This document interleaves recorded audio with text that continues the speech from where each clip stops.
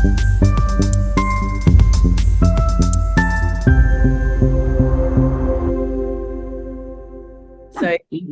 this is really for a new series that I'm just starting. So you're my first guest. And Okay. it's going to be called, well, it is called Self-Connection and Mastery Series. Yeah, right. Okay. So the topic you've chosen is really interesting because self-mastery is really about, and self-connection Mm. is about understanding where you come from and who you are as a person and how you want to, or how you want to change, I guess, but Yeah. also the topic being eldest daughter syndrome is close to both our hearts because we're both eldest daughters and probably have a very shared experience, but also quite different in the way that we've both been brought up, both in Mm. Australia, but also you from another country as well, and Mm. different cultural background. So I think it's going to be a really interesting conversation to learn a bit more about you And let you. and also just yeah, for me to share, I guess, some ideas around how to uh, either embrace your eldest daughter syndrome Mm.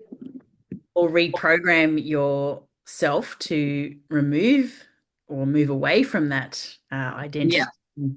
And I'm sure we're going to be talking a little bit more about identity and how we identify with specific labels that we are given and all that sort of thing. So Yeah. maybe you can start by sharing with me when you started to think about your own self-mastery and self-development and connecting more with yourself, whether it's spiritually or through changing habits. And because really, spirituality is just one part of self-mastery. Mm. There's all different parts of our lives that we need to focus on to be able to master ourselves as humans, but also as a spirit or as a soul. So, when did it sort of start to happen for you? Um, I think spirituality is something I've actually grown up with in a way because my mum is very religious. So growing up, I always had that religious focus in all her teachings come to me directly or indirectly. But I think when it first hit me was actually last year. Um, I'd been working and I was burnt out from work, and then luckily was able to go back to visit Bangladesh after a long stint of being here. So it was like a holiday. Was there for 4 weeks, and then I came back to work and I just realized I had no mojo left. There was nothing that was really inspiring me, nothing I felt like I was driven towards. And that really kind of made me start questioning, I guess, where did I find my value from? Where did I find my identity from? Because work was such a big part of it. And then when the burnout happened, you sort of start losing your, I guess, your edge, and the care factor sometimes plummets. So I recall we actually went on another trip after Bangladesh, which was to Gold Coast for a week. And that was a time where I didn't have much happening at work, didn't have the social obligation of meeting family in Gold Coast. So, yeah, that's kind of where I really started thinking about, what else can I do with myself that's more self-fulfilling. And then just, yeah, it kind of plummeted from there.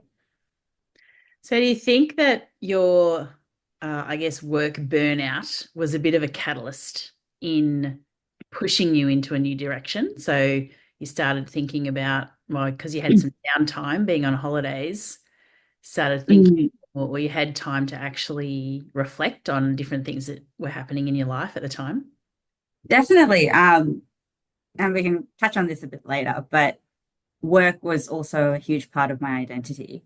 I really prided myself in the work I did, my career path, how I got there. So when it came to be that work wasn't really fulfilling me in the way I curated my identity around it, it really just gave me a reset to be like, well, if not work, what then? And I think it came at like a quarter life crisis, as some people would call it, or the 7 year work itch. It all kind of came together.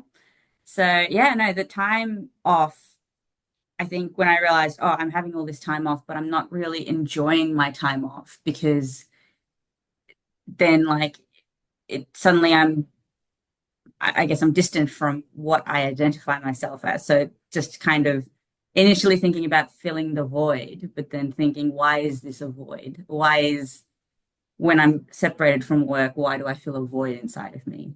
Yeah, that's so interesting because I guess as females too, in the era that we're in and where we have so much choice as to what sort of career path we want to take, and we've been told that we can do it all, like have it all, do Mm. it all.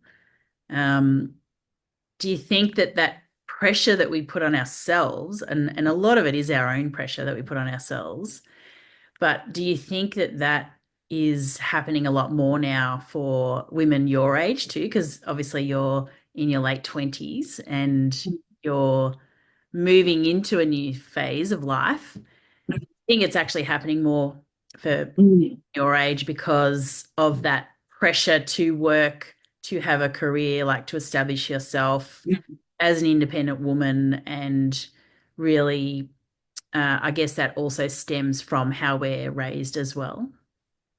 Yeah, I think that's an interesting question, because on one hand, I definitely agree that women this day and age, we're really pushed towards independence, financial independence, especially career succession, anything tied to kind of standing on our own 2 feet, not relying on anyone else, family, partner, otherwise.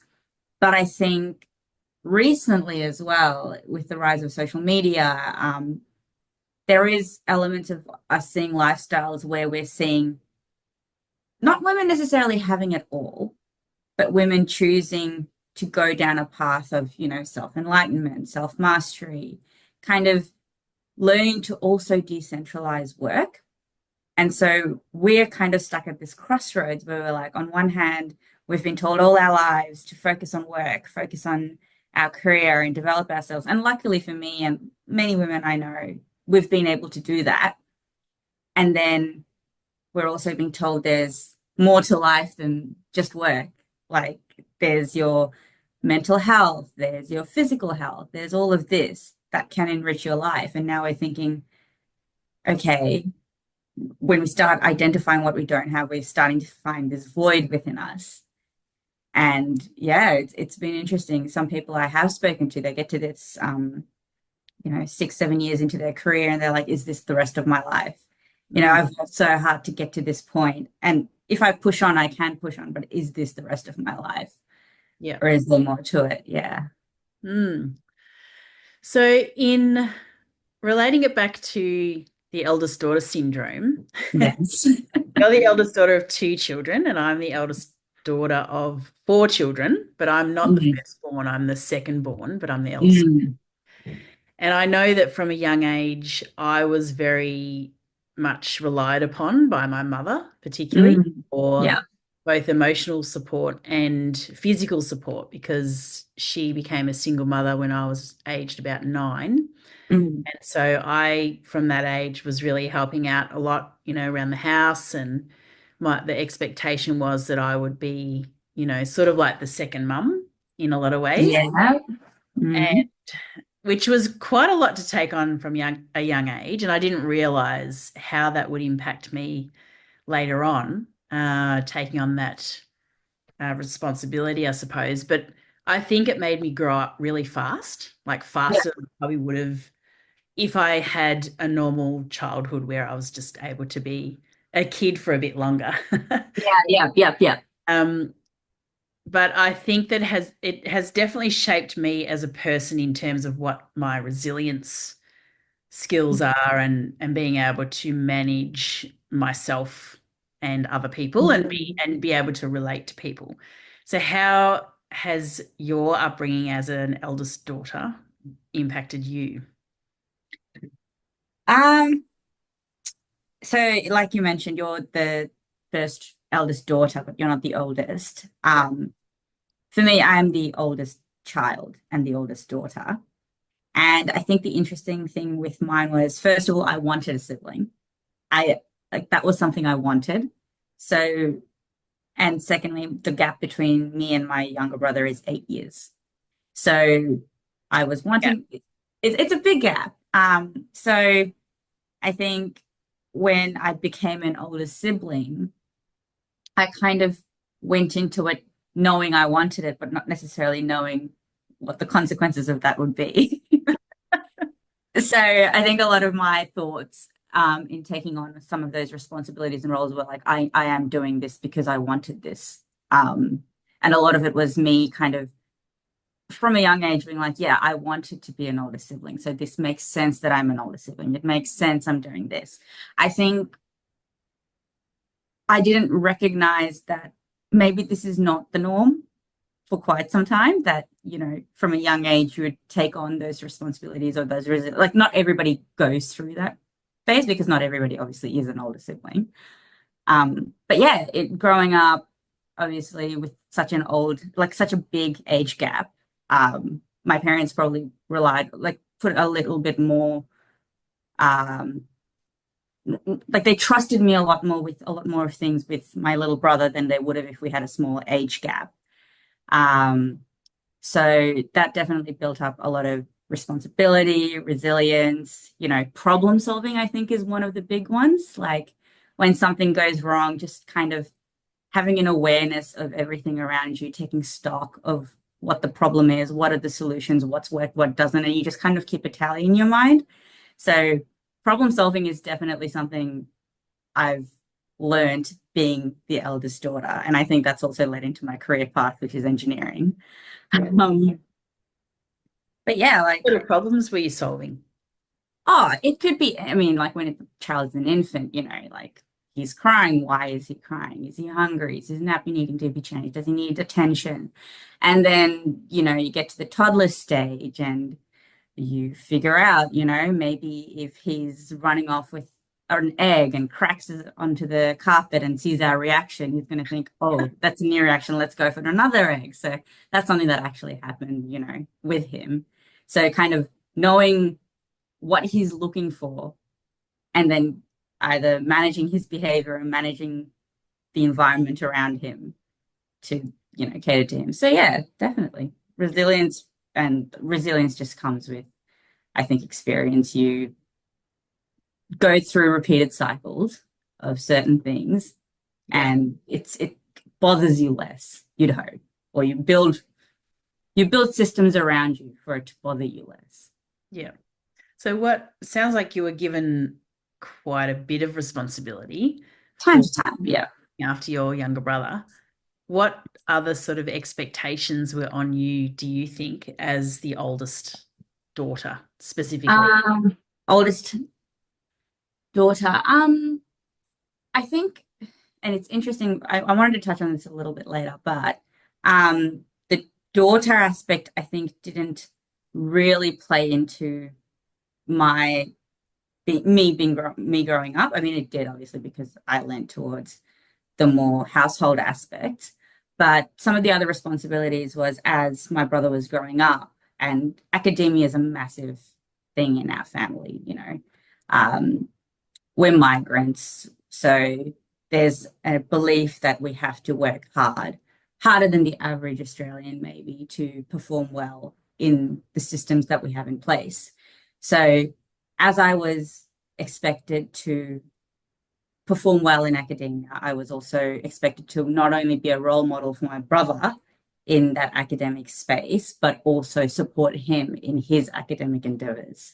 Okay. So, we'd both be enrolled in a tuition, like Kumon, for instance, and I would progress in Kumon, and I would have to set the role model example of how to work through Kumon, and then that would be the expectation he has to reach. So I'm sure there was a level of him seeing me as a role model, but feeling like he needs to meet that mark.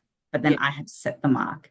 But at the same time, like, yeah, but at the same time, also like being there to guide his journey to make sure that he's performing well. to perform, that he's make sure that he's behaving well, his behaviors and all those sorts of things. So almost like a third parent to him, a third guardian. Um, yeah. So So that did was. your parents actually ask you to do that, or was that a role that you felt instinctively or intuitively that you should take on? I think my parents did ask me, like, because I think it was because when he was going through school, I was in my teenage years. So naturally I was very me-centered. So my parents had to very much pull me out of that sort of headspace to be like, no, you can't just be me-centered. You've got a younger brother to take care of. You have a younger brother to guide. You have a younger brother, like, his, like, it's not just your performance anymore. Like, yes, you have to perform, but your performance is not the only thing that's important. Like, your performance is also conditional to his performance. Really? So yeah, so it was kind of like, if he succeeded, then I would be considered successful. My success is not the only success that Really? is, yeah. So, and it was sort of like, we've given you all these tools to master yourself, but you do have a responsibility to make sure your brother is also performing and achieving to the level that you are. And So is that cultural expectation, or is that something I that, would say it is a cultural expectation. I don't, I mean, I haven't heard of anybody else mm, within other cultures that have had this conversation or have had this expectation, but that's definitely something that's been within my family. And I think it does come from, my dad, he was the eldest of a lot of siblings, and he came from a family where he was not the head of household. Well, he was the head of household in a way, but he was the guidance for all his siblings. Like, he was the guardian. Because my grandma was a single mother and she was working. So he was the one in the house who was the eldest. So he was guiding everyone through school and everything else. So he felt innately responsible for his siblings. And yeah. he tried to pass down that family value to us, that, no man gets left behind. It's, you don't just think for yourself. You think about everybody around you in your family, Yeah. including those younger than you. Yeah. It's something quite different though about thinking of your other siblings. Like, Mm, I was raised to, make sure I wasn't just thinking about myself and being selfish, but thinking about my siblings. But there's quite a difference in being expected to take responsibility for your siblings' achievements. I mean, I'm one of four kids and mm, have six step brothers and sisters. So yeah. I can't imagine the pressure that would be on me to actually. And I know that I think I've been a pretty good role model anyway for my younger siblings. But it was never an expectation on me to actually be responsible for their Mm. achievements. How do you think that's affected you? Like, has that been either a burden, or has that, do you think, shaped you into being a person who perhaps takes responsibility for others as a result of that? Or is it something that you've embraced as part of who you are? So, um, there's layers to it. Um, there's parts of me that, so first of all, I'm very proud of who my brother is becoming and has become. And he's awesome. Um, Amazing. he's pretty awesome. He's really smart and he's a really kind young man. He's 20 now, and I'm a very proud big sister. But I think it wasn't just him. So, I was kind of the oldest daughter amongst a lot of my family friends circle of children as well. So my role model aspect extended beyond just my brother. Not that I was responsible for their successes, but I was also seen as a role model for them growing up. So I think it became part of my identity to be the good older daughter who studies hard, who works hard, who gets a good career, who becomes independent. Um, and that has shaped my identity in that community a fair bit within that inner circle.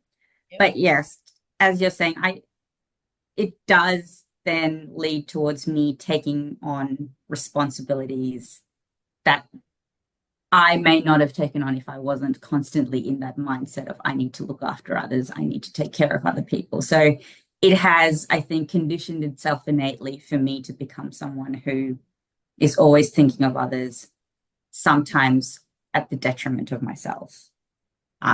It I think it makes me a very giving person. I think it makes me a very and I'm very fortunate to be able to help people the way I can. But yeah, sometimes it does result in me probably giving a lot more than I anticipated I would give otherwise. Yeah. Yeah. And I guess everything happens for a reason. And you touched on earlier how you actually wished for a younger brother. Yes. You actually asked for it. And so, as a result of that, it has given you probably qualities that you may not have had, as you mentioned, if you didn't have a sibling. Yeah. Um, and do you think it has possibly given you more leadership qualities and those sorts of skills that given responsibility from a young age actually allows you to explore yourself as a leader without even realizing it? Leadership is a very fun topic for me to discuss because yes, definitely being an oldest daughter, being an older sibling has obvious like lends itself to many leadership qualities. You know, you're trying to inspire someone to follow, you're trying to inspire someone to be a certain way. You're seen as a mentor to guide other people. They will come to you. But leadership has been in my family for generations. My father was a leader. So he, like that leadership aspect also came from him because he's the oldest sibling in his family. And he was a leader in many aspects during school, university, otherwise. And then I'm the oldest sibling of an oldest child of an oldest child. So, so yeah, that definitely lend itself. And as a result, I did have a lot of leadership roles in schools, universities, and otherwise. And yeah, I do find myself gravitating towards leadership roles. Question for you: do you, being an oldest daughter, I Yeah, did want to come back to it, but you've got an older brother. I do, yes. Do you see similarities between the two of you? Yeah, that's a good question. There are similarities. We're both very calm people. Uh, Mm, he's probably a little more introverted than I am, although I was probably introverted a lot when I was younger. But as mm, I've got older, I've come out of my shell and become more of an mm. extrovert. And he has a wicked sense of humor, which I love. I call him the quiet comedian because he says really funny things under his breath and hardly anyone hears it. Yeah. It's really funny. So yeah, so we're very similar actually. And I think we were given probably similar responsibilities as oldest children when our dad left, Mm, but different. Like him being the eldest boy, he was probably given more the man chores to do and mowing the grass and fixing things and that sort of stuff, like the typical um, roles of the male and the female. Whereas I was mm, given, the helping with cooking, cleaning, and getting kids to bed, and like similar to you, looking after the younger ones. Um, but yeah, I think in terms of responsibility, I think we both had to take on a lot as young kids because he's 2 years older than me. My mm. younger brother is only 11 months younger than me, so we're Yeah. practically twins. Yeah. But it is different, as in the way that my two younger siblings were treated is quite different to how the older ones have been treated because the two younger ones got away with more. And Oh, yes. they're probably the favorites too, I have to say. Um, but no, treated very differently. And yeah, I think that comes with that expectation. Oh, you're older, so you have to take it on Mm, regardless, even though you might even be struggling with that, mm, taking on that responsibility. But yeah, the I think every sibling is different. Like every person in your family is different, and when you have your own kids, they're all different. but you all have a special bond. And I wonder actually how your relationship with your brother Mhm. has grown. Like he obviously was the baby for a while and now he's an adult. How have you had to, because you took that responsibility almost as a co-parent, Mhm. how have you had to shift how you view him as your brother as he's got older? Yeah. So, um, the answer to that is our relationship was not, so when he was an infant, when he was a toddler, when he was growing up, like, primary school years, um, I think he was very open to seeing me as a third parent because he was younger. That's how he's grown up. Yep. And I felt like, I guess back then, my definition of what he was like as a brother is very different to what it's now. But back then, I did feel very responsible towards him and his well-being, and making sure he went to school, dropping him off, picking him up, making sure he's getting fed when he's home, doing his homework, all that sort of stuff. And then when his teenage years hit, that's when I think he realized, hang on, this doesn't feel like a normal sibling relationship. Yep. And that's when my, I guess, role in the family, that's what I felt like. My role in the family was being questioned because he's like, hang on a minute, you're not my parent, you're not my mom, you're not my dad, so why should I be listening to you? And I didn't know how to process that because I'm like, well, I've always been responsible for you. That's literally been my main relationship with you. And Yeah. so that was really, volatile, a lot of anger, a lot of fighting. We weren't getting along for Yeah. that time. And it wasn't just because of his teenage rage. It was definitely because I was having my identity questioned as well.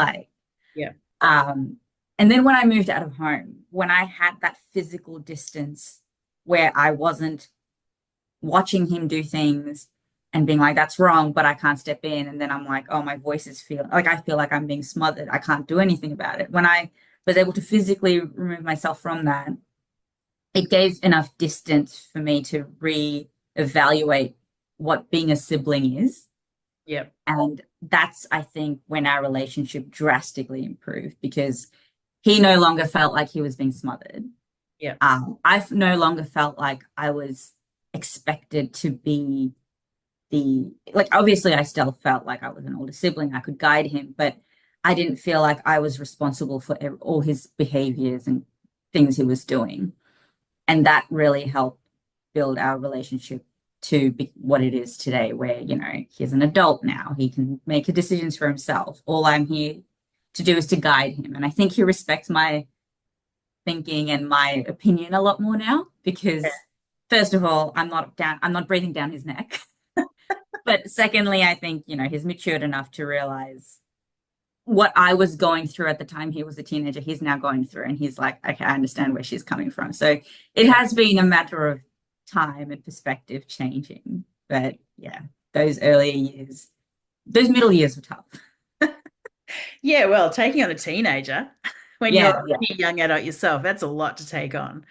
Um, it's such a fascinating topic, sibling Mm. relationships, because you have a different relationship with, well, when you have more than one sibling, Mhm. quite a different relationship with each person and Yeah. different personalities. And yeah, when you live at home together, you just can't stand each other because you're in each other's space all the time. So having to navigate that, and obviously there's lots of learning involved in that anyway, because you've got to learn to be tolerant and put up with, different people's habits and bad habits and good habits and like annoying things that they do.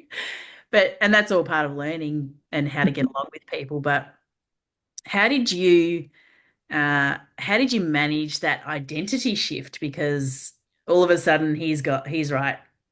No, this isn't happening anymore. You're not going to be telling me what to do, but you saw yourself as that person of, well, that's actually Mhm. my role. So you can't tell me that that's not my role anymore. Yeah. How did you actually go through that transition? Because that's something really that not many people would probably go through. Or maybe there's a lot of people who have gone through this, but it's mostly when you're parenting, when your kids go through Mhm. the different phases, and there's kind of like a grieving process because your identity is constantly shifting. Like Mhm. first you're the toddler's mum, then you're the you know, age 8 to 10 mum, and then you're the teenage mum, and then you're the adult mum. And so you got to change hats all the time along the way. So how did you manage that when you were going through Oh, that bit of grieving? great, great question. I don't think I handled it the most gracefully, if I'm honest. That's But surprising. I also have to give myself grace there because I was navigating young adulthood at the time it was all happening. Um, like when he was 13, I was 21. That's just, you know, Yeah. peak. Um, it wasn't easy because on one hand, I felt like I was being told, like, you still have to behave like the adult in the situation. You still have to behave like, you're responsible, you're still setting the standard, but suddenly you're, he's not listening to me. And when I go back to my parents, telling them, like, like, he's not listening to what I have to say, they suddenly are like, well, hang on, this is a teenager and this is a teenage boy, which we've never raised. Like, they're also navigating their parenting because who I was as a teenager is very different to who my brother was as a teenager. Yeah. And so they're learning. So it's not like they can even tell me. They don't even know what to tell me. So we're all kind of figuring it out. So it was very volatile, very chaotic. And obviously my identity shift, a lot of the time I felt a lot of guilt Mm. because I understood because I've been through teenage how hard it is to hear from someone else like what to do with your life, and you're like, I don't want that, I don't believe in that, you don't know who I am.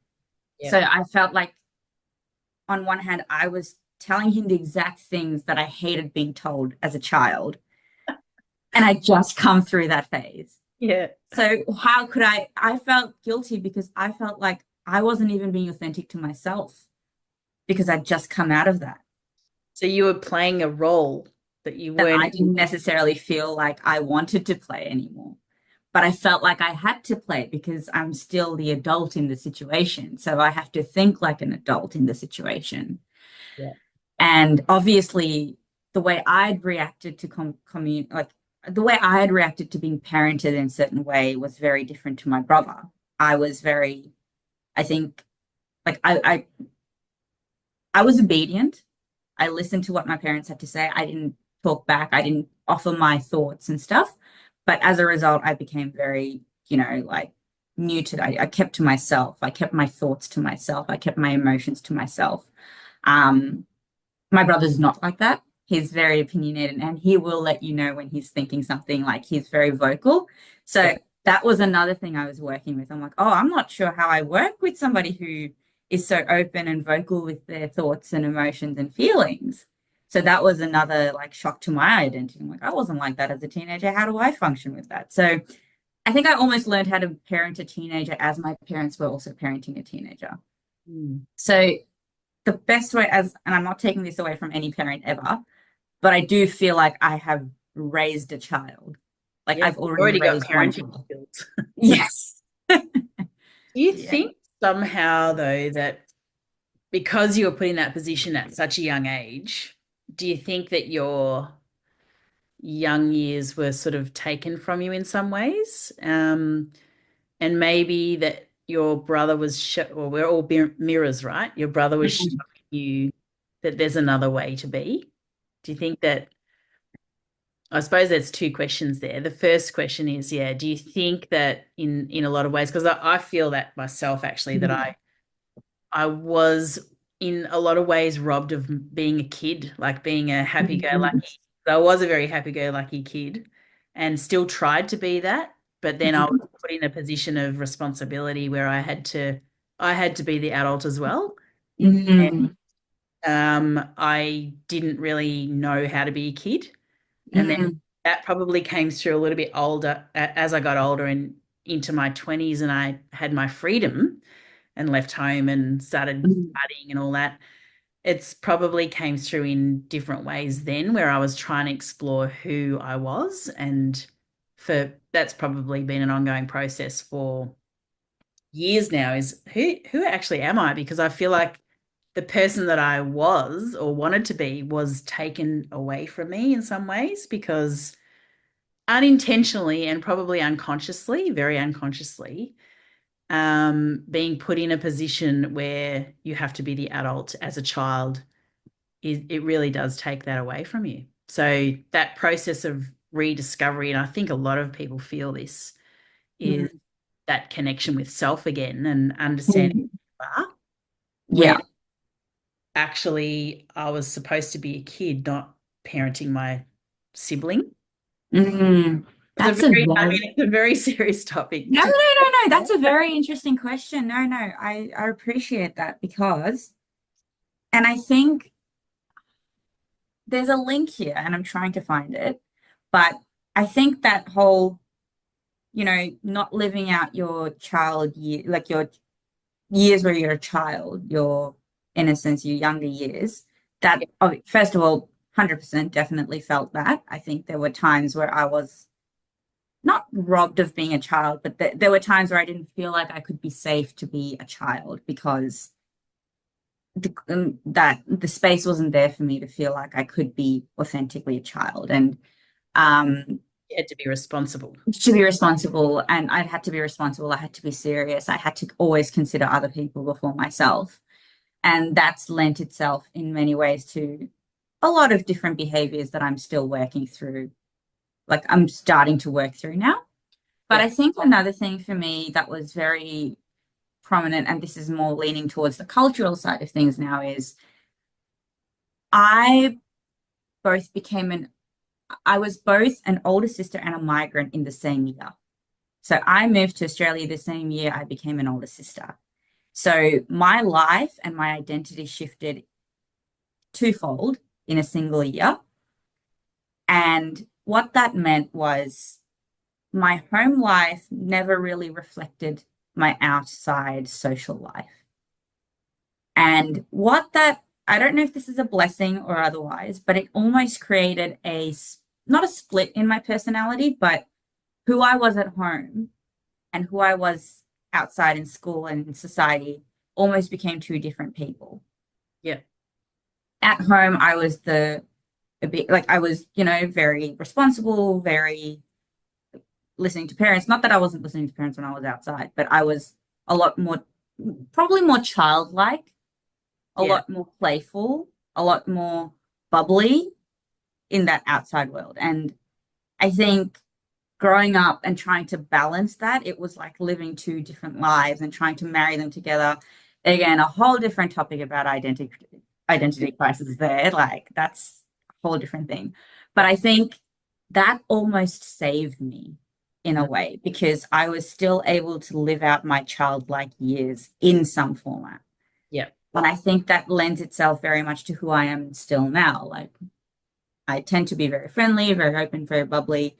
And some people do consider me to be childlike, but I think that's just remnants of who I had to be to survive through those years Yeah. where there was that, you have to be an adult and serious in these situations.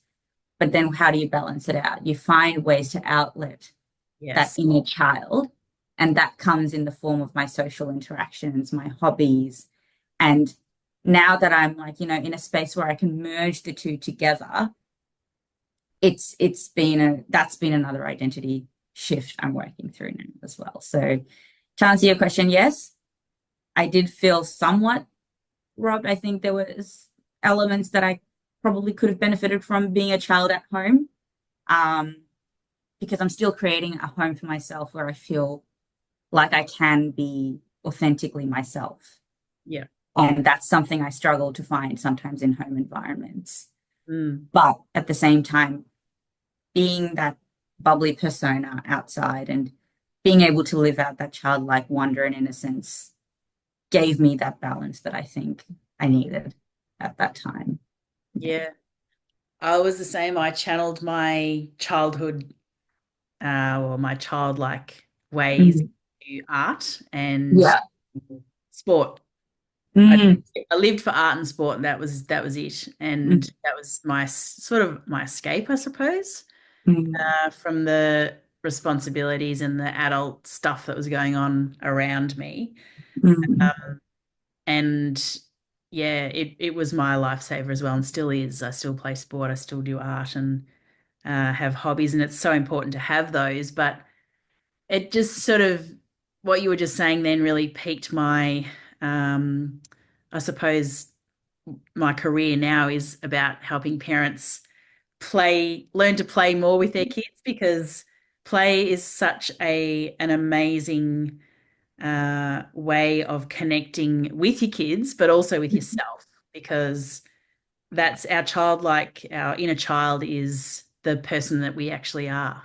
And and we're trying to be chameleons in different Yeah, environments. And yeah, when we go to work, we put on a different persona, and then we go out with our friends, we're different, and when we with our family, we're different. So we're constantly changing into these different people. Whereas if we learn to accept who we are and not worry about what other people think of us, within reason, you can't go crazy, but um, I think that that's where a lot of people are starting to realize that life's too serious now. We need to just lighten up and have some fun. And even though having that sense of responsibility and the pressure, I suppose, to be responsible as a young person has helped you in other ways, in other areas of your life, that childlike way is also part of what makes you human, but also it impacts your mental health and well-being as well. So yeah, such an important part of life. And if parents can be a little bit, I mean, there's a balance, there's a fine line between having boundaries, having discipline, having giving responsibility, but also allowing kids just to be themselves and really accepting them for who they are. yeah. I think my parents, I'm just speaking personally because, like, I mean, I'm still not the age they were when they had me or had my brother, but I think I can only imagine the sort of things they were trying to figure out moving to a different country, figuring out how to live here Yeah. while raising two kids in a culture that they're not familiar with. I Mhm. think there was a lot of fear and uncertainties in their mind that would have burdened them a lot more than just the average parent trying to raise a child. Yeah. So, and they were just so focused on making sure that I had a good setup and a start to life that, like, the other things might have fallen to the wayside. Mm. And I think it's been so interesting because, like, that split between childlike ways and being serious, they kind of merged into me becoming very serious when I went to uni. Because in my head, I'm like, now is the time for me to kind of set myself up well and truly to be exactly what my parents envisioned for me, which is, successful ultimately, or like independent or stable, I'd say. And then, but that was like during those university years, which the early adult years, which also merged with my brother's teenage years, me being extra serious, contributing with my identity crisis in being my brother's third parent slash sibling.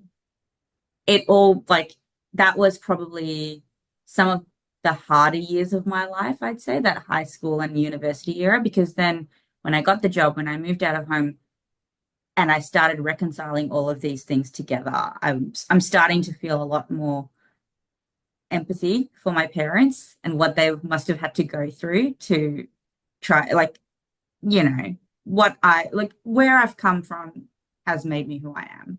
Yeah. But And that's the it's, yeah. way that you need to look at it, is that life is about dualities. There's a lot of Mhm, dualities in your life where certain aspects of your personality have been shaped by different experiences, and they're both, I wouldn't use the word bad, but I would say mhm, even not so great.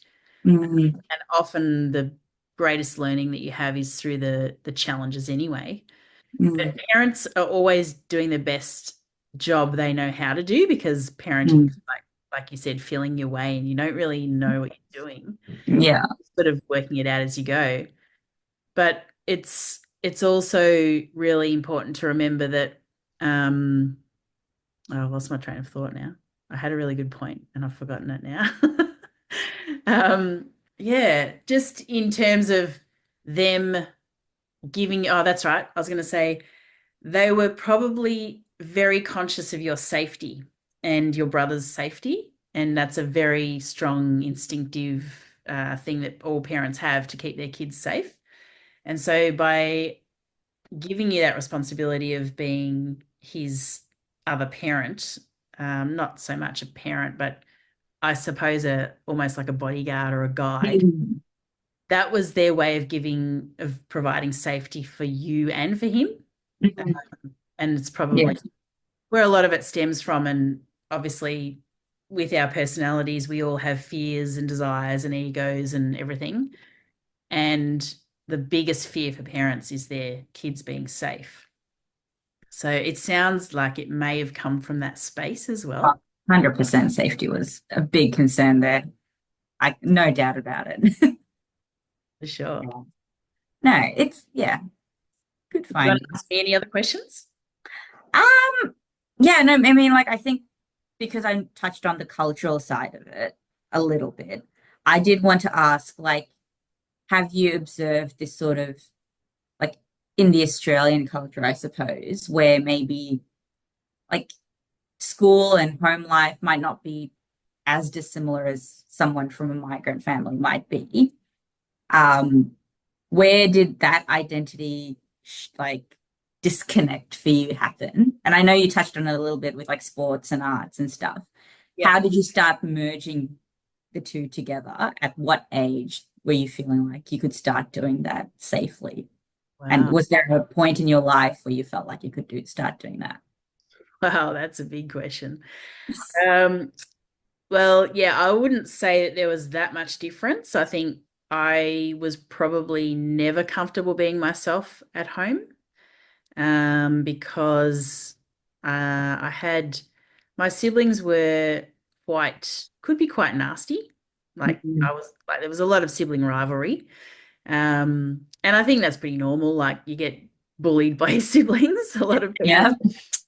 Um, so I never sort of felt comfortable being myself in my home. So I did used to spend a lot of time with my best friend, Mhm. and I would stay at her house a lot because she had a very unconventional life like me, because back when my parents split, there weren't many other families that had divorced parents. I think I was the only one. I may not have been, but I feel like I was the only one in the school, apart from Mhm. my friend, my best Yeah. friend. We were the only two who had separated parents. So Yeah. we kind of bonded over that and spent a lot of time together. And I felt really accepted by her. And so I could be myself with her. So that friendship really probably saved me as well, especially in my teenage years. And I was probably really determined to do well in sport because of that as well. I was always trying to prove myself probably to both my parents. So I was always really like determined with my sport. I was always trying to be in the A team and always Yeah. be the best, trying to win, very competitive. So I think sport was my savior. Absolutely.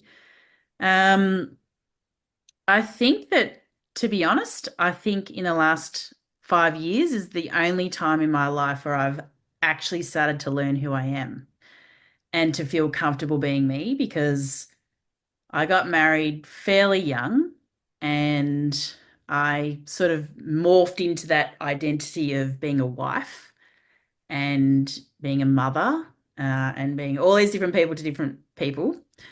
uh, you know, the persona that I had in my job and all that sort of thing. And I actually always felt like I was being fake, which really disturbed me. Yeah. It really upset me because I thought, I don't even know who I am. I didn't like, I'm just acting. Like, I feel like I'm just acting to be like a certain person or whatever. So it was probably around 14 years ago that I started to work on my own personal development.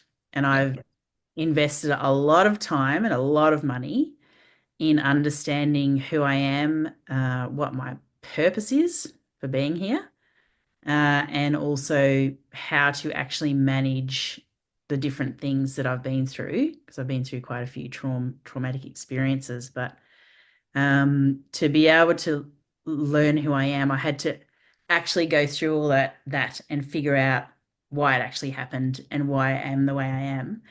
But not only that, just to realize that I get to choose who I want to be, even though there's all these identities that we take on. And like I knew when I became a parent that I wanted to be a great mum. So I chose to work on myself as a person to be a great mum, and like just to become more conscious of my own thoughts and behaviors and all that sort of thing, so that I could basically design the person I want to be. If that makes sense. And I didn't realize that was possible because I was being told what sort of person I was. I was being told by other people, you're this or you're that, or you're not this, you're not good enough at this, or you're not good enough at that. Like all those voices that go in your head, they come from somewhere. And even though the people that say them probably aren't consciously aware of why they're saying it or the impact that it has, it actually gets programmed into your brain and you start to believe it. So I had to unravel all my lack of self-belief and all the things that I thought were true about myself that were actually not true because I didn't get to decide. Yeah. So then I thought, right, I need to decide who I want to be now. And so that's when that's probably when I started to just be myself, the same person with everyone, everywhere I go. Yeah. Actually liberating. Like merging your identities almost Yeah. into the one that you want to be. No, that actually the reason that actually leads into my other question that I wanted to ask is as an oldest daughter, Yes. specifically I feel like daughters face this a lot. This whole element of, because we're asked to take on so many roles and responsibilities, and we're asked to kind of, I don't know about you, but manage the tone of the family, the energy of the family, like kind of be the mediator. That lends itself into what I believe into a lot of people pleasing behaviors and tendencies and mindsets and stuff. How have, is that something you've started to kind of work through? And if so, what sort of things have you been doing to help you escape from that sort of mentality that we take on and become more authentically like who you want to be and stand up for yourself, I guess? How have you been able to stand up for yourself? Yeah, it's a hard one because, like, we are programmed from a young age, especially as women, I think, to be people pleasers, to be good, like to be responsible, to not question things too much. And like I know that I used to clash a lot with my mum when I was younger because I would question things and then I would just be pushed back down. And so, and even with teachers at school, and, you weren't really encouraged to have a voice, which is probably why women find ourselves in these positions now because we don't realize how strong and how important our voice is to be able to speak up for ourselves, but we're not encouraged to do that. And I think that that's such a tragic thing that not, and I wouldn't even say that it's men doing it. I would say that it's our mothers who are doing it, which is even more sad. Not all mothers, but I think that particularly my mother was quite critical of me as a child and even now. So I've had to deal with that in terms of my identity as well, and just working through because I was always trying to please her as well and probably please my dad, like make my dad proud of me, mostly through my sport and academic results.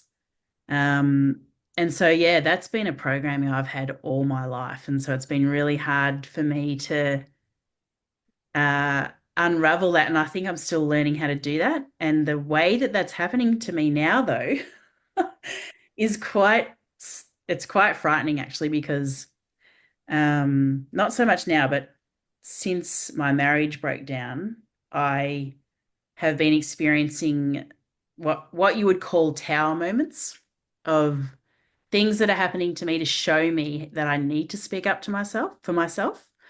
And it's actually trying to teach me, hey, you're on your own now. You don't have anyone protecting you. You have to protect yourself now. So that's been really hard, like really, really hard because I'm not naturally a forceful person. Like I'm not a passive person, but I would rather not say anything than cause conflict. I don't like conflict. So yeah, I've been trying to work out ways that suit me in my personality to be able to speak up for myself and be firm without coming across as being rude because that's still programmed in my subconscious. But the way that I do it is I am very aware of what I'm thinking a lot. Like I do a lot of, um, I wouldn't say it's meditation. I would say it's observing my thoughts and behaviors. So that's one strategy that I learned through coaching because I had a coach a few years ago and he taught me a lot about how we think and why we think a certain way and how to deprogram. Mm. And if you want to learn how all the skills, you can come and you can book me as a coach because I teach that in my coaching. But basically, it's more self observation, and I've always been a really good observer of other people anyway. So I have got very I'm in tune with people, but I wasn't in tune with myself. So self connection once again, really practicing it every day, like what are you doing right now? And really focusing on being in the moment um, and observing thoughts when they do come. So if I start to think that I need to please someone, or if I start to feel guilt or shame or anything like that, because a lot of it revolves around that too, that whole people pleasing is guilt and shame, which has been ingrained in us as young children. And it's mostly like unconsciously tuned, like wired into our brain because of how we are taught to behave and how we have these what's called shadow values. And they're things like, you know, if you boast as a child, you get told, oh no, you're not allowed to do that. You shouldn't boast. Or if you try and take control, like if you're seeking control or validation, all those sorts of things, they're seen as bad things.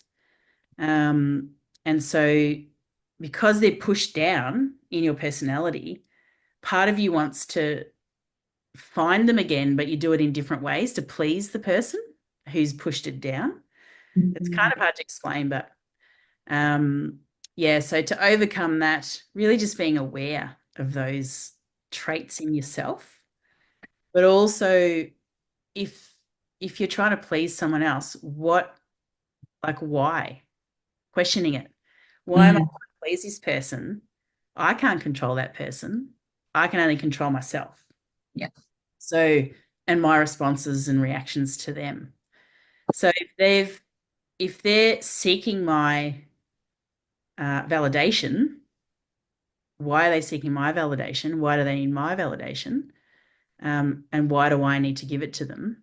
What's in it for them and what's in it for me? But just really just questioning those things, um, and realizing that it's okay if you don't please other people. Like, um, especially if it's at the detriment of yourself. Yeah. So if you basically it starts with loving yourself and thinking, and that's when you start to get in touch with your higher self, which is your inner child, and you start to think if if I was my own child, which I am, like my higher self is actually looking after me, Mm. how would I protect my child in this moment? Yeah. So that's how we need to start thinking of ourselves because we can't necessarily rely on other people to take care of us all the time. But we already have inbuilt in ourselves our higher self to take care of us because it gives us the answers. So yeah, asking that question, okay, what would my higher self tell me right now to do in this situation? And usually the voice comes to you fairly quickly, straight away, Yeah, like a little whisper, very faint whisper, and then it's gone. So I always ask myself questions. yeah. I think no, it's something I'm starting to work on. I think it's almost been like I've always known that I've got people pleasing tendencies, but I wasn't aware to what degree I'd let myself become a people pleaser Yeah, and the harm I was doing unconsciously to myself in being that. So there's a lot of unlearning yeah, that's currently part of my self mastery, self exploration journey, which is understanding why I do the things I do. I think that's like my logical mind is like, I need to understand the why before I can figure out the how. yeah, Um, and yeah, I think a lot of my why comes down to my identity in the family as an older sibling, as the oldest daughter. And, that's not something you can change. So what's next? yes, It's those behaviors you take on, the thoughts you think, the way you carry yourself, and being very much more conscious about the decisions you make. Because a lot of the times, at least I felt, because I was programmed and conditioned in a way to just think about others and benefit others without thinking about the outcome for myself, um, that it just happened. It wasn't something I was even thinking about doing. I just did it. Um, And I think another thing that was fairly important was for me to recognize my emotions. How did yeah, I feel when I mm, did a certain thing or I made a certain choice? Um, I don't think I gave my feelings much credence. I don't think I gave emotions much credence because because I've always been in that mindset of I'll get it done. No matter what happens, I'll make it happen for myself, or I'll make this happen, or I'll make sure that this gets done. Like mostly for other people, really. I'm like, I will get that thing out done. I will get that project done. I will do this thing regardless of what this means for yeah, me personally. I'll do it.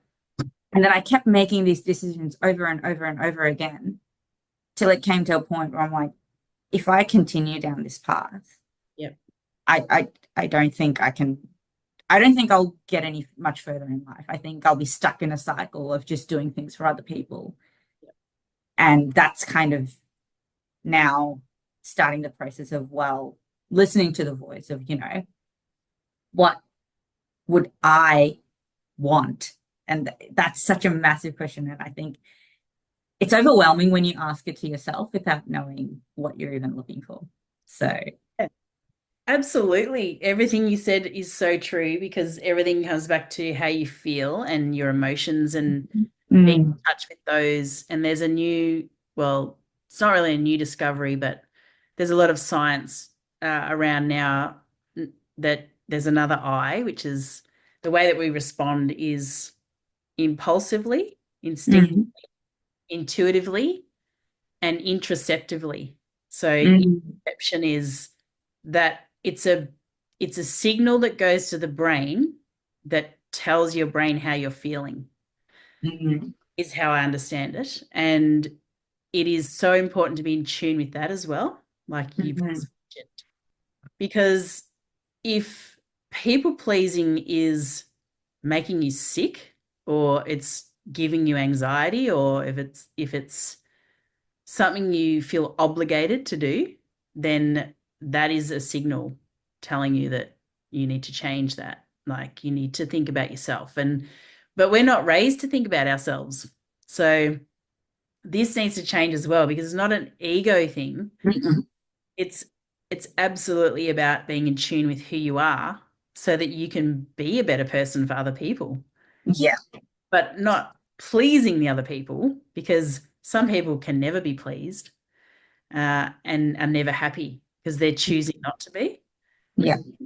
You can choose the person that you want to be for that person. And if they don't accept you, then that's on them, Mm, not you.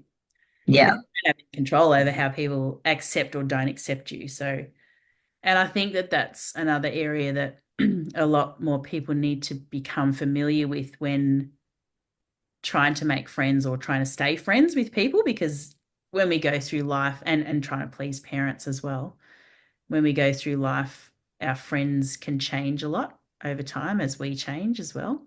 Yeah. Uh, and yeah, and I think it definitely starts with your parents. You're always trying to please your parents because you look up to them when you're a child, and they're your guide, and they're your gauge for whether you're actually doing Mhm. something right or wrong or whatever. And so, yeah, that deprogramming does take time, but you're on the right path. And journaling how you feel is that introspective process is just fascinating how it works, because it is your key to understanding yourself at a deeper level, and your emotions and how to process those emotions. And then we can always go back into another conversation at another time about using the energy from how you feel to transmute Mhm. into good ways of being. So that's another skill to learn as well. I think that's something I actually need to learn because I haven't figured that quite out yet. I'm still in the question mark, question mark, question mark phase of what's happening? Why is it happening? Why am I doing it? So, Keep asking questions all the time, but also the more you work on yourself, the more you mm, stop, and the more you do get in tune with your feelings. That's when your energy levels will lift, and your vibration, mm, but also the types of people that you attract changes as well. yeah. And the people that don't accept you for who you are will be repelled, basically. Mm, Um, and so that the energy that you exude once you start to work on yourself and reprogram uh, who you want to be. You don't want to be a people pleaser anymore. Want to be the opposite. yeah. Then you'll just notice a huge shift in your energy as well, and Mm, how people respond to you. yeah. It's a Fascinating. journey. It's been such an interesting conversation, and I reckon we could talk about it all day. But Uh-huh. yeah, so maybe we can connect again with another topic and we can keep talking. But yeah, Okay. I think it's been really interesting to explore your upbringing, my upbringing, and Yeah. parallels, and how, like, ultimately all humans are the same, really. We have a lot of very similar experiences, especially growing up as kids, trying to please our parents and trying to do the best we can. And I think that we've turned out okay. I think we've turned out great. And we've connected. So yeah, clearly your parents did a good job, my parents did a good job. And we've got so much in common around being the eldest daughters, and I think that we can embrace, those experiences that we've had, and really teach other people how to understand your identities, that Mm, chop and change, and how to actually, decide who you want to be. Do you want to hold on to the negative side, or do you want to transmute the energy into a positive, and work out ways to become who you want to be, despite some of those setbacks or some of those lessons you've learned over your life? absolutely. And I think like just touching on it a little bit, overall, I love being an oldest sibling, an oldest daughter, like I don't know if I'd necessarily want to be that, but that's just, the experience I've had. Yeah, But at the end of the day, like I do like to focus on the benefits that I've had from being that oldest sibling. yeah, I definitely. think I think it's opened me and us up to a world where we are more caring and thoughtful and considerate. And, there's like there's elements of it that's definitely hard, Yeah, but we should also celebrate the good parts about it as well. I definitely. think, And yeah. you've already been a mum, so you know what to do when you have kids as well. I know what not to do. We're still figuring out what to do, but yeah. I must admit, I think in my experience, being an older sister has probably made me more mothering and Mm. nurturing as a person as well. Like just the whole, yeah, taking on responsibility is not a bad thing, but it's yeah, Learning a boundary is almost to know when to let it go. I yes. think that's the lesson we need to kind of figure out. Yeah, that's right. And but I think, yeah, you don't really, well, you actually have chosen to be the oldest daughter. So careful what you wish for. Yeah, I think that's another lesson, guys. Careful what you wish. But no, it sounds like you and your brother have a beautiful relationship, and I definitely have a great relationship with my siblings, probably because of shared experiences, and we've been through a lot together. And even though, and it's such a special relationship, it really is having siblings. Mhm. I think there's nothing like it. And the more you can make the most of it, the better, especially, just when you're younger, you sort of don't necessarily value the relationship, but as you get older and sharing new experiences, it's such a special thing, especially once your siblings have kids and all that sort of thing. It's just a really nice thing to share. Uh, Okay. yeah, so you got that to look forward to, um and yeah, I mean, parenting is very hard, very difficult, and I think your parents have done an amazing job raising you as well. And yeah, the expectations are there, but I think it's been so beneficial for you, definitely, and for me as well, even though it's tough. Mhm. But I think every experience that you have in life shapes who you are anyway. So Yeah. Well, no, I mean, we're friends. So I think your parents did a great job and you made what you could from the experiences you had. And yeah, definitely, definitely. All yeah, right. Well, that brings me to the end of our interview. So thank you once again for our chat, our no conversation. worries. Thank you for having me. It's You're been welcome. very exciting. My first podcast slash interview slash whatever you want to call it ever. So no, this is I fun. would say. Yeah, no, this is great. This is really fun. Good.